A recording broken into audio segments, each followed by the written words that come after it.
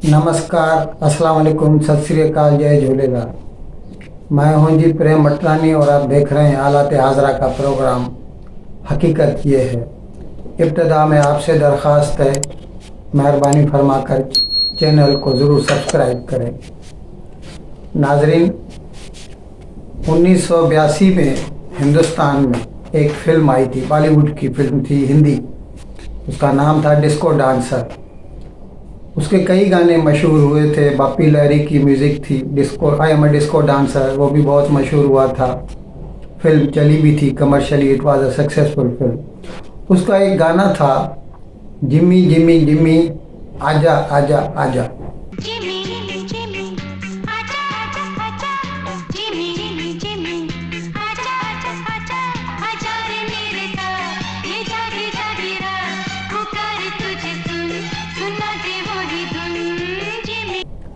अब क्या हुआ है कि चीन में बावजूद इसके कि पूरी दुनिया अभी कोरोना के साथ साथ साथ चलने के लिए तैयार हो गई है। ये समझ चुकी है पूरी दुनिया कि ये बीमारी कहीं जाने नहीं वाली। हमें इसके ख़िलाफ़ वैक्सीनेशन कराना है और एहतियात बरतनी है। इस तरह से काम चलता रहेगा पूरी दुनिया में। लेकिन चीन में, क्योंकि वहाँ पर आमरीत है, डिक्टेटरशिप है और शी जिनपिंग का हुक्म है कि कहीं एक भी केस दिखाई दे तो लॉकडाउन लगा दीजिए। अब मैं समझता हूँ जहाँ तक पूरे चीन में 150 करोड़ का मुल्क है, जहाँ पर कुल 3000 से ज़्यादा केसेस नहीं होंगे, एक्टिव केसेस इस वक्त। लेकिन उसके बावजूद 80% मुल्क जो है वहाँ पर लॉकडाउन लगा हुआ है। और ज़ाहिर है लॉकडाउन लगा हुआ है तो लोगों की मईशत बर्बाद हो गई है। हर घर को खाने के लाले पड़ गए हैं, ख़ास तौर पर निचले तबके के जो होते हैं। तो ये जो हिंदुस्तानी गाना है, ये इससे वो अपनी फ्रस्ट्रेशन निकालते हैं और एक किस्म का यूँ कह सकते हैं कि वो एहतजाज अपना रिकॉर्ड कराते हैं सरकार के ख़िलाफ़। वो ये जब गाना गाते हैं, गाना हिंदी है, वो जब गाते हैं तो मंदारिन में ये जिमी जिमी का मतलब निकलता है। मैं आपको पढ़ के सुनाता हूँ।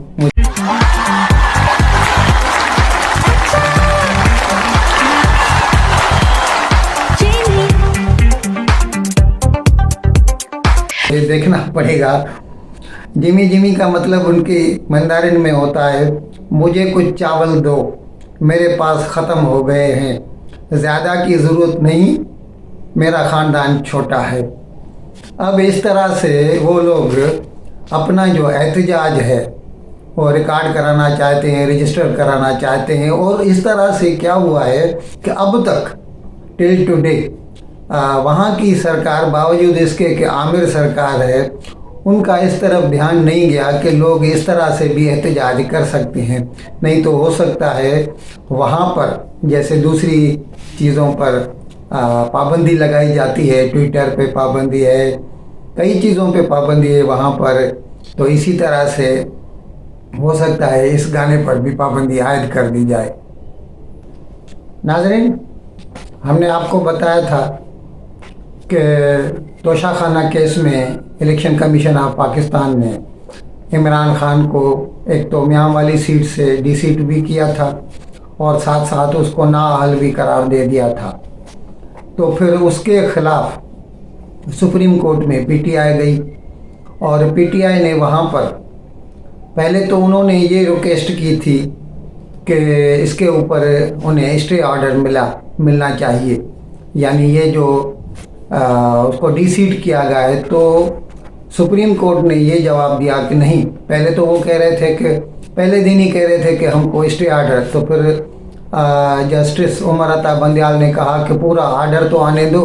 पहले 2 पेज का ऑर्डर मिला था, फिर जब ऑर्डर आया फिर उन्होंने कहा, तो जस्टिस उमर अता बंदयाल ने कहा कि ऐसा नहीं हो सकता, हम इसके ऊपर स्टे ऑर्डर नहीं दे सकते। हाँ, लेकिन हम इतना कर सकते हैं क्योंकि इलेक्शन कमीशन ऑफ पाकिस्तान के हुक्म के वजह से वो मियाँ वाली सीट जो है वो खाली हो गई है। तो उसकी जगह पर अभी बाई इलेक्शंस होने चाहिए उसूली तौर पर। तो हम इसके लिए इलेक्शन कमीशन ऑफ पाकिस्तान को ये हिदायत करते हैं कि जब तक हमारा फैसला नहीं आता वहाँ पर बाई इलेक्शन या ज़मानी इंतखाब नहीं करवाए।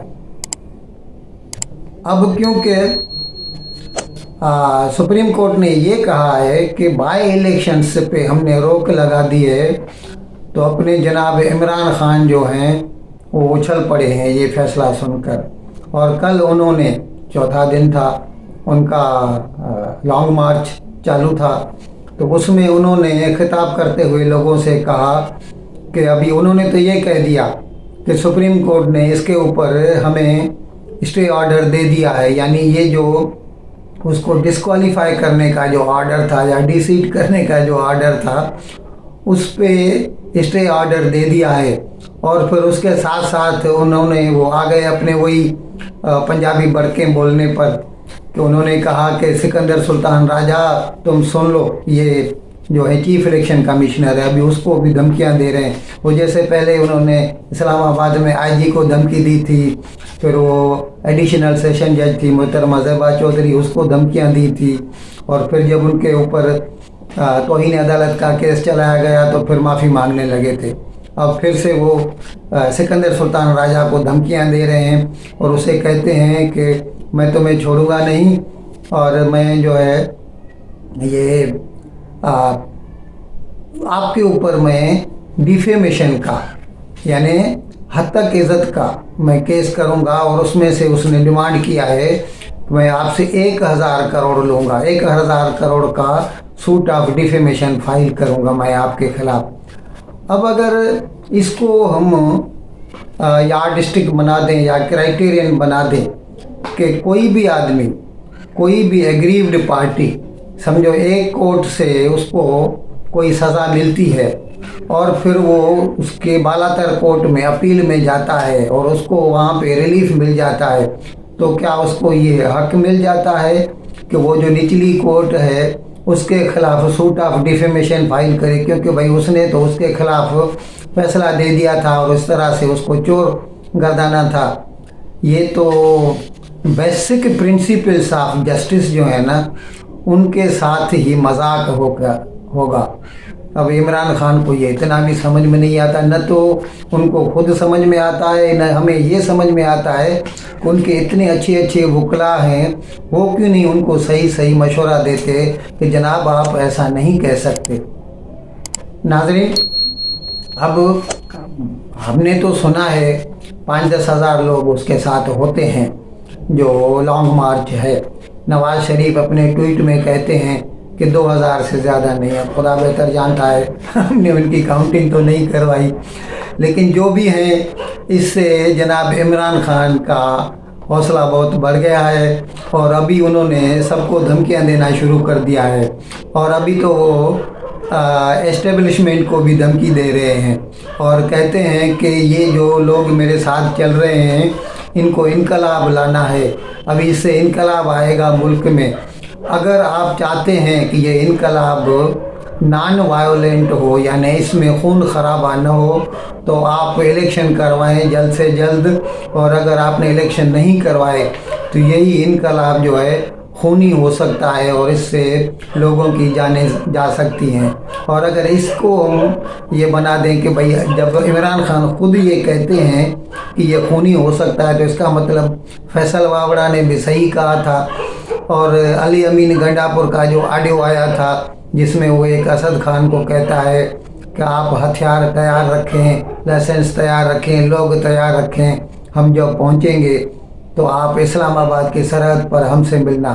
और एक और अजीब बात हुई है, कल जो है ना वो खैबर पख्तूनख्वा में पीटीआई की सरकार है, तो वहाँ पर वो हायर एजुकेशन का मिनिस्टर है कामरान बंगश। उसने अपने एक बयान में ये कहा है कि अली अमीन गंडापुर ने अगर ये कहा है तो गलत नहीं कहा है। अब वो क्या कहते हैं, वो ऐसा कहते हैं कि जब पीटीआई का मार्च इस्लामाबाद में दाखिल होगा और अगर सरकार ने उसे रोकने की कोशिश की और किसी तरह की कन्फ्रंटेशन यानी मुकाबलाबाजी हुई तो फिर हमें सेल्फ डिफेंस में, वो इसको सेल्फ डिफेंस कहते हैं, वो कानून तोड़ें और सरकार उनको रोके तो वो उसको कहते हैं हमें सेल्फ डिफेंस में हमें हक पहुंचता है कि हम हथियारों का इस्तेमाल कर सकते हैं।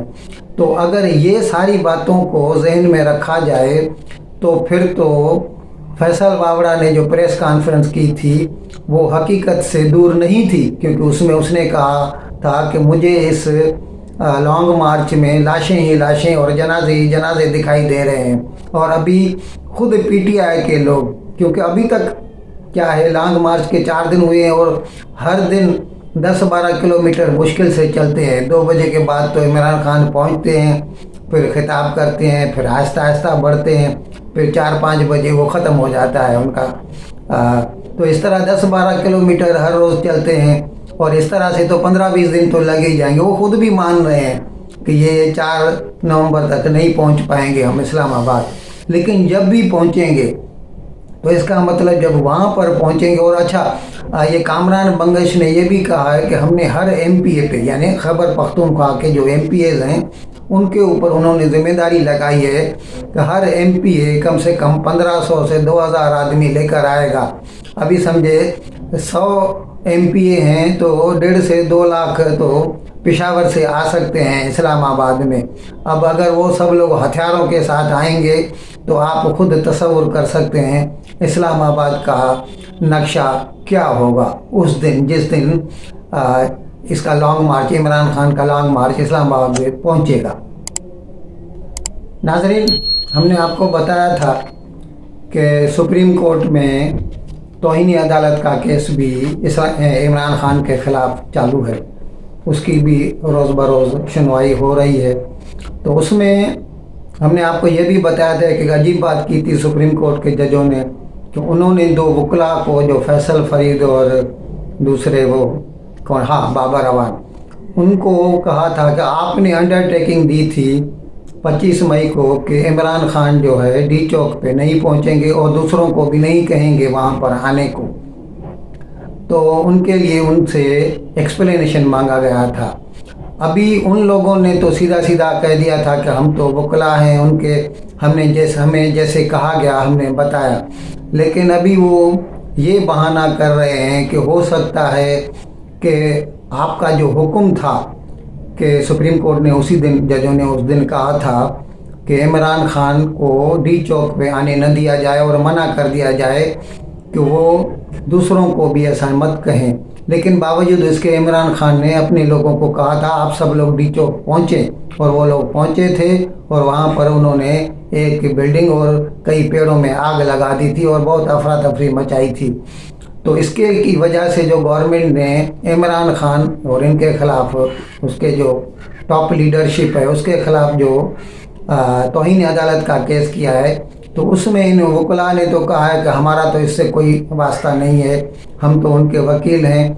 और बावजूद इसके उन्होंने इसमें भी ये जो क्या बोले एक्सक्यूज़ उन्होंने दिया है कि हो सकता है कि आपने जो ऑर्डर किया था 25 मई को, और क्योंकि इमरान खान पेशावर से निकल चुके थे और रास्ते में थे, तब तक उनके पास आपका वो ऑर्डर न पहुंचा। और ये उस दौर में कह रहे हैं जब एक बच्चे के पास क्या बोलते हैं, सेलुलर फ़ोन है, ये मोबाइल फ़ोन है, और लोग पूरी दुनिया में किसी भी वक्त एक दूसरे से ताल्लुक़ कायम कर सकते हैं। ऐसे वक्त में वो ये बहाना दे रहे हैं कि क्योंकि उनके पास वो मैसेज नहीं पहुंचा था, इसीलिए शायद उनको ये पता नहीं था और उन्होंने लोगों को कहा कि आप डी चौक पहुँचे। इन अल्फाज के साथ मैं आज का प्रोग्राम ख़त्म करने की आपसे इजाज़त चाहता हूँ, लेकिन विदाई लेने से पहले एक मरतबा फिर आपसे मेरी दरख्वास्त है कि जिस किसी साहब या साहिबा ने अब तक हमारे इस चैनल को सब्सक्राइब नहीं किया, अज़रा है कर हम इसको जल्द से जल्द सब्सक्राइब करें, प्रोग्राम को लाइक करें, शेयर करें और घंटी का बटन दबाना न भूलें। बहुत बहुत शुक्रिया। खुदा हाफिज़।